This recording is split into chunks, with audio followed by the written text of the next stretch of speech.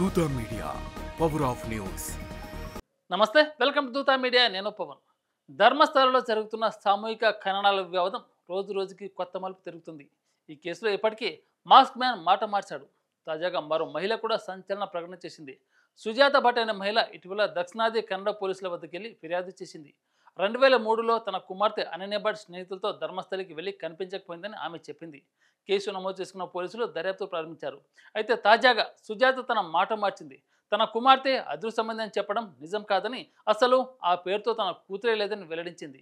ఇద్దరు ప్రముఖుల సూచనతో అబద్ధం చెప్పానని తెలిపింది. అయితే దీనికోసం వారు నాకు డబ్బు ఇవ్వలేదని, తన తాతగారి భూమిని ధర్మస్థల ఆలయం అనుమతి లేకుండా స్వాధీనం చేసుకోవడంతో ఆ సమస్యను పరిష్కరిస్తామని వారు చెప్పినట్టు తెలిపింది. అందుకే నేను అబద్ధం చెప్పానని వెల్లడించింది. తర్వాత తన తప్పు అర్థమైందని, కాబట్టి ఇప్పుడు నిజం చెప్పానని ఆమె పేర్కొంది. కర్ణాటక ప్రజలు, భక్తులు తనను క్షమించాలని కూడా వేడుకుంది.